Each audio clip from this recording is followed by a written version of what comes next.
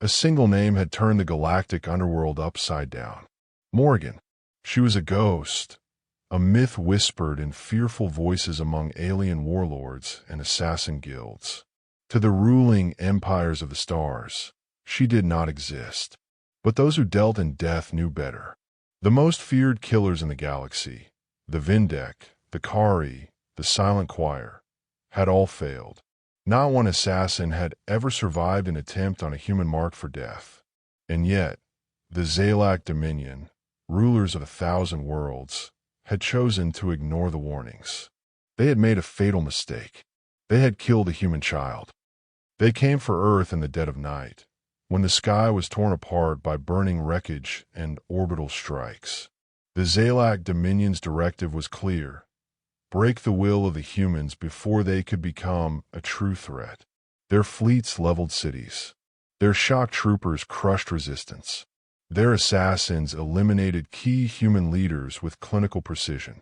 But one assassination had gone terribly wrong. The target had been a scientist, an expert in quantum warfare, named Elias Carter. His research could have shifted the balance of power, so the Xalak had sent their best. A dozen Vindek shades, unseen killers with plasma-coated blades, had slipped into the scientist's home. What they hadn't expected was his daughter, 6 years old. She had woken up and wandered into the room just as the shades slit her father's throat. The Vindek were trained to feel nothing. They executed their missions with cold precision. But even they hesitated when the girl, small and fragile, stared up at them with wide, terrified eyes. Then one of them made a mistake. He silenced her. It was quick, merciful by their standards. A simple flick of the wrist, and the child crumpled like a broken doll. The assassination was a success, but the mission was a failure, because the child had a mother, and her name was Morrigan. Xalak intelligence reports had once dismissed her as a legend. No verifiable records, no digital footprint, no known species. Some claimed she was human, others said she was something else. A machine, a genetic aberration, a thing born from war itself. But one fact was indisputable. No one who hunted a human under her protection had ever lived to tell about it. And now, the Xalak had unknowingly painted a target on their own backs. Their intelligence division realized the error too late. The first sign was the silence. An entire Xalak command post vanished. No distress calls, no alarms, just gone. When reinforcements arrived, they found bodies, but not in the way war demanded. No plasma burns, no shredded armor. Every single soldier was found posed, carefully arranged, as if some grotesque message was being delivered. Throats cut, eyes gouged out, jaws broken open, a single word carved into their flesh. Morrigan. The Dominion declared it an isolated incident. Then the assassins started disappearing. Vindek shades, Kari infiltrators, even the Silent Choir, beings who existed outside of time, who could phase between moments, were found butchered. Their remains were discovered in places no one should have been able to reach. High-security bunkers, warships in deep space. Some were never found at all, but their last transmissions were intercepted. Breathless, terrified, whispering her name. High Commander Xalak of the Xalak Dominion had lived through 5 wars. He had seen death in all its forms, had raised entire species to extinction without hesitation. And yet, for the first time in his life, he felt something cold slither into his chest. A report flickered on his display. Another assassination unit lost. No survivors. No indication of how she had breached their defenses. Just a message scrawled in blood. You killed a child. Now you pray for death. Xalak clenched his mandibles. It is one human, he growled. Find her. His second in command, a battle-scarred Xalak warrior, did not respond. Because they both knew the truth. They were no longer the hunters. They were prey. The Xalak Dominion had never known fear. They did now. The first sign of Morrigan was never an attack. No alarms. No detected breaches. It was silence. A creeping, insidious absence of expected transmissions. Patrol teams would fail to report in. Surveillance feeds would flicker, then return to normal as if nothing had changed. Then, hours later, bodies would be found, not killed in battle, not even slaughtered in an honorable way. No, these were executions. Surgical, deliberate. They were messages. A Xalak warlord was found with his own eyes gouged out and placed in his palms. His security team, all 20 of them, had been stripped of their armor and hung upside down from the rafters of his warship's command deck, throats slit in perfect symmetry. A Kari assassin, a creature of shadow and silence, had been dismembered piece by piece and left alive just long enough to send one final message through his neural implant. She sees everything. She hears everything. We are already dead. By the time his transmission reached the Xalak High Command, he had been skinned. The Dominion responded as empires always did, with overwhelming force. Entire planets were locked down. War fleets deployed. Every known human colony placed under martial law. Find the human. Kill her. But it did not matter, because Morrigan was already inside. Commander Xalak watched his empire unravel in real time. Every attempt to hunt her failed. Every security measure crumbled. And with each passing day, the kills became worse. He stared at the latest report. His mandibles clenched so tightly they cracked. A Xalak warship, the Vectraz, had gone dark 6 hours ago. An entire crew of 300. Vanished. No alarms. No distress calls. When a recovery team finally breached the ship's hull, they found one survivor. A Xalak lieutenant. He had ripped out his own eyes. The walls were smeared in his own blood. A message scratched into the durasteel with broken claws. She's inside. She never left. The Dominion burned the ship to ash.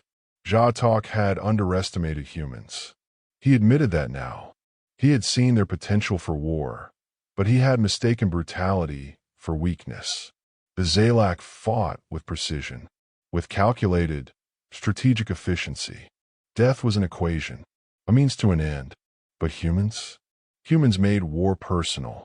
They didn't just kill. They hunted. They haunted. They ruined. And this one, Morrigan, was tearing his empire apart, one body at a time. It was time to set a trap. Bait. Lure. Isolate. Overwhelm. He selected Outpost 9, a remote Xalak black site in deep space, as the hunting ground. It was a facility used for interrogation and extermination, hidden, shielded, and heavily guarded. A single transport ship, marked with human distress signals, was captured and brought inside. Inside were 50 of his best warriors, battle-hardened, genetically augmented Xalak elites, armed with disruptor rifles and exoskeletal armor. They sealed the facility. No entry, no escape. And then they waited. The power cut out. The emergency lights flickered red. Then the screams began. The security feed went live. Xalak watched. The camera feeds showed the outer corridors, warriors standing guard, weapons at the ready. A figure moved in the darkness. Not a blur, not a shadow, just a presence. Then a hand emerged from the black, grabbing a Xalak soldier and pulling him into nothingness. No gunfire, no struggle, only silence. Then another soldier vanished. Then another. Xalak watched his elite warriors, his finest hunters, shatter into prey. Panic erupted. Gunfire flashed in the dark. Screams echoed through the halls. One soldier tried to run. His body suddenly jerked backward as an invisible force yanked him into a ventilation shaft. Then the lights went out completely. For 13 minutes, there was nothing but breathing. Then the cameras came back on. The warriors were gone. Not dead. Gone. The only thing left behind was a message, carved into the steel floor. You are already dead. Xalak finally understood. This wasn't just revenge. This wasn't just retribution for a lost child. This was punishment. And it would not end. Not until she decided it was over. Xalak had spent his entire life believing humans were weak, inferior. a species destined to serve or die. Now, he was afraid to close his eyes, because he knew, deep in the primal part of his mind, that when he opened them, she would be there. The Xalak Dominion had no allies, no mercy, no true concept of surrender. They conquered with precision, exterminated with efficiency. Their empire sprawled across 1,000 worlds, each one stripped of resources, cultures, and life as they expanded their reach. They were predators, and everything else was prey. But now they were fleeing. The last few reports had confirmed their worst fears. The Morrigan was closing in, and their power, unshakable and absolute for so long, was crumbling. The Xalak High Command issued an order that could no longer be ignored. Evacuation. They sent their fleets into hiding. Their leaders retreated into underground bunkers. But it didn't matter. Morrigan was already inside. Xalak sat at the heart of the Dominion's Central Command facility. The room was eerily quiet. The hum of warships and mechanical systems was drowned out by the silence. His second-in-command, a seasoned Xalak commander named Veclaw, stood by his side, fidgeting with a weapon that could reduce a moon to dust in a single shot. "We have no choice," Veclaw muttered, his voice tense with barely concealed panic. "We need to fight back. If we don't, she'll destroy everything. Everything we've built." Xalak clenched his fists. He had fought wars. He had led armies. But this was different. This was no longer a conflict of strategy and tactics. This was a hunt, and the prey was him. "Prepare the fleet," Xalak finally said. His voice was cold, more from self-control than anything else. "We end this now." But deep down he knew. They were already lost. Morrigan was everywhere. She was in the ventilation shafts, moving in the shadows. She was in the corridors, silent as the grave. She was in the minds of every soldier, a presence they could never escape. She was the human nightmare the Xalak had never believed could exist. She had left a trail of bodies, Xalak, Kari, Vindek, each one marked with a brutal message, and now she was coming for the heart of the Dominion itself. The Xalak capital ship, the Vex Tarn, was their final bastion. A massive fortress, the flagship of Xalak's fleet, armed with enough firepower to level entire cities in seconds. Inside, Xalak knew he had only one option left: the last stand. He'd ordered a lockdown. All access to the Central Command was cut off. The warship was sealed, and only the highest-ranking officers were allowed near him. If Morrigan was to get through, she would have to face every last soldier, every last weapon, every last chance the Xalak had. And he would be ready. Morrigan arrived on the ship at precisely 0900 hours. Her presence had already begun to sink into the crew's subconscious minds, as if she were everywhere and nowhere at once.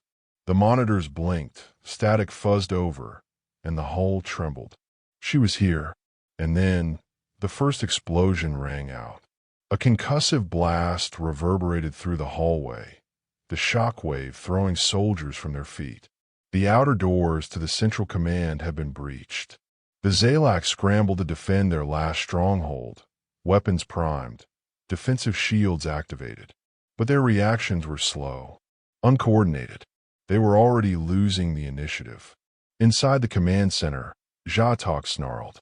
His claws scraped across the control panel, activating defensive countermeasures. He watched as the security system engaged. Walls rose, weapons mounted, energy barriers hummed to life. The lights blinked, then the system shut down. The screens went black. "What the hell?" Xalak shouted. He slammed his fist down on the panel, but it was useless. The command center's security had been hacked. Infiltrated. "We are under attack. All troops, defensive positions now." Xalak barked, but his voice faltered. His own soldiers were running, not towards the defense posts, but away from them. They were retreating into the shadows, disappearing, vanishing, running in blind terror. They were no longer soldiers. They were prey. Morrigan moved through the hallways with ruthless precision. She had no need for advanced weapons or high-tech gadgets. Her hands, her body, were enough. She dropped down from a catwalk, two Xalak warriors looking up just in time to see her. Their weapons fired, but they were too slow. She was already behind them, her blade already carving through their armor like tissue paper. There was no room for hesitation. There was no mercy in her movements. She was human, and this was her vengeance. Xalak's mind raced. If he wanted to stop her, he had to fight. He had to act, now, or his empire would fall. His name would be a footnote in history, swallowed by a greater force. Launch the defense drones, he said, more to himself than anyone else. Shut down the external access points. Seal every door. If she wants to play, we'll make her regret it. But as the drones activated and the countdown began, he saw the truth in his mind's eye. There was no stopping her. Morrigan was in the heart of the command center now, cutting through the final wave of Xalak resistance. She didn't need a plan. She didn't need strategy. She was an extension of the vengeance she had carried across the galaxy, and this final confrontation was where it would all end. She tore through the walls. She ripped through the final security systems. She was unstoppable, faster than the drones, smarter than the automated defenses. Finally, she stood at the entrance of the control room. Behind a reinforced door, Xalak waited. The final confrontation. The door slammed open. Xalak stood at the center of the room, surrounded by his most loyal commanders. His mandibles snapped open as he saw her. "You think you can break us?" Xalak hissed, his voice low and full of contempt. "You think you've won? We are the Xalak. We are invincible." Morrigan didn't hesitate. Her hand raised, a blade of pure fury flashing in the light. "You killed a child," she whispered. "Now, you will answer for it." In that final moment, Xalak realized what the galaxy had been too blind to see. Humanity was different. They didn't just fight wars. They became the war. And nothing, not time, not space, not even the mightiest empire, could stand against them. The Dominion, once vast and invincible, now crumbled under the weight of its own overconfidence. Every ship, every soldier, every high-ranking officer that had once been certain of their supremacy was now a casualty of humanity's unpredictability. The Vextarn was silent, drifting in the empty void of space, a once proud vessel now a tomb. On the surface of the capital world, Xalak's name had already become a legend, not one of victory, but of the fall. The Xalak High Command's final, desperate attempt to stop Morrigan had failed in ways they had never imagined. There was no mercy for their kind, and still, the war had only begun. Morrigan stood in the heart of the Dominion's throne room, her breath steady, but her eyes burning with the fire of everything she had fought for. The walls, once adorned with the proud symbols of the Xalak, were now shattered. The trophies, relics of their past conquests, lay in ruins around her. Before her, a single Xalak emissary remained.